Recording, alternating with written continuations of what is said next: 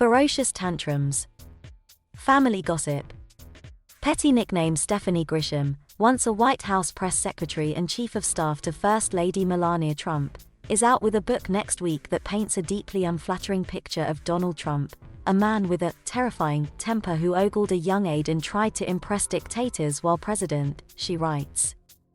Grisham, who holds the distinction of having never held a press briefing while serving as White House press secretary, charts her path from low-level press wrangler to the Trump's inner circles, and her gradual disillusionment with the family and eventual resignation following the January 6 insurrection. As have the many books critical of Trump, Grisham's I'll Take Your Questions Now, What I Saw at the Trump White House, has drawn Trump's ire.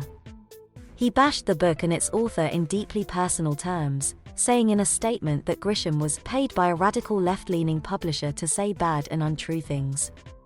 Highlights of the book include, Grisham describes the former First Lady as a Marie Antoinette figure who refused to condemn the violence at the U.S. Capitol on January 6 as Trump's supporters stormed the building to try to halt certification of the 2020 election results. Grisham writes that she texted Melania Trump as the scene unfolded.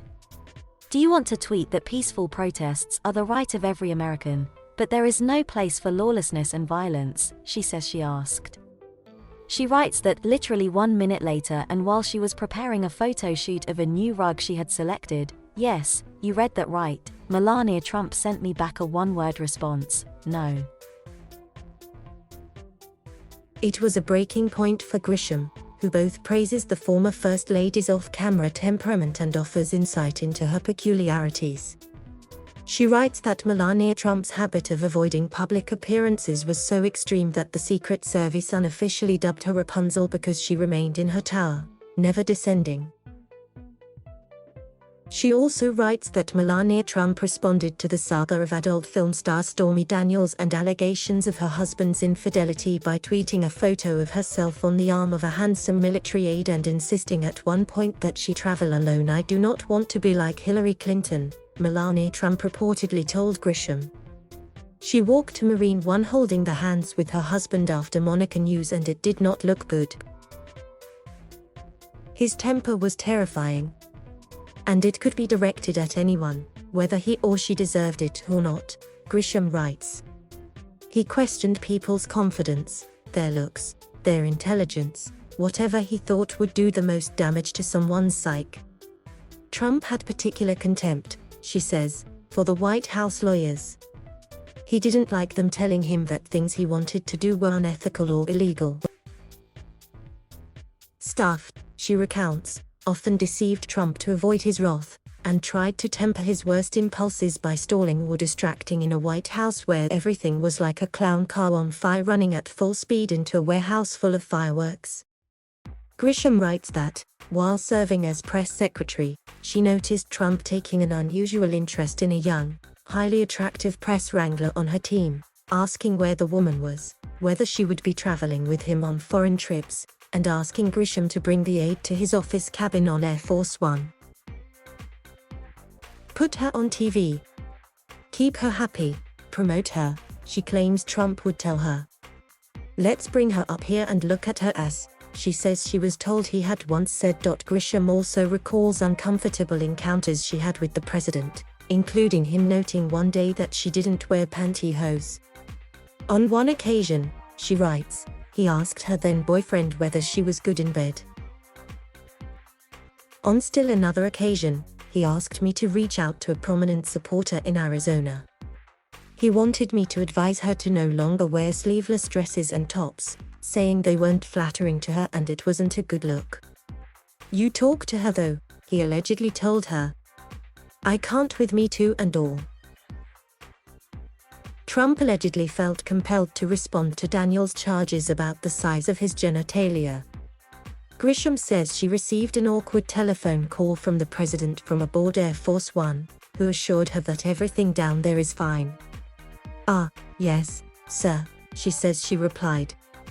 Not in 2 million years had I ever thought I'd have a conversation with the President of the United States about his penis.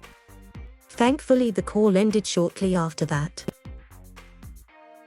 He always seemed to want dictators to respect him, Grisham writes, pointing in particular to Russian President Vladimir Putin, whom staff suspected of arranging for an attractive interpreter and coughing to throw Trump off guard. She described one encounter at the meeting of the Group of 20 Nations in Osaka in 2019 when Trump seemed intent on placating the Russian leader. "Okay, I'm going to act a little tougher with you for a few minutes. But it's for the cameras, and after they leave we'll talk. You understand," she recounts Trump saying. Grisham also writes that Trump frequently said insane things to foreign leaders that ranged from absurd to disconcerting. Trump loved to order cabinet secretaries, staff, or whoever else was sitting near him to give this dictator or that whatever it was he wanted, she writes. "I believe he must have thought it made him look tough and powerful. As for us, we generally slow-walked or ignored the president and very rarely did exactly what he asked." The book describes deep jealousy among staff and within the Trump family. Melania Trump had a nickname for Ivanka Trump, the president's eldest daughter and senior White House advisor, the princess. She claims Princess always runs to her father.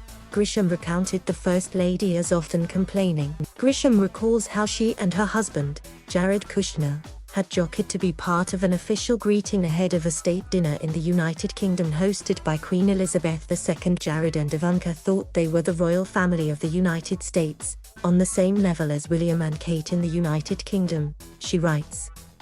She also blames Kushner for Trump's loss last November.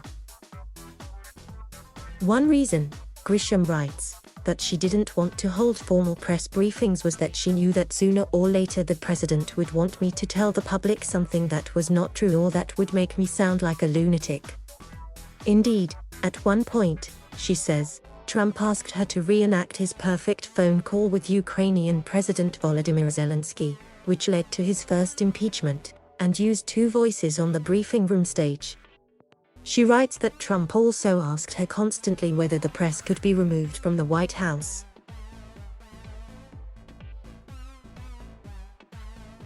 Thank you for watching. Please subscribe,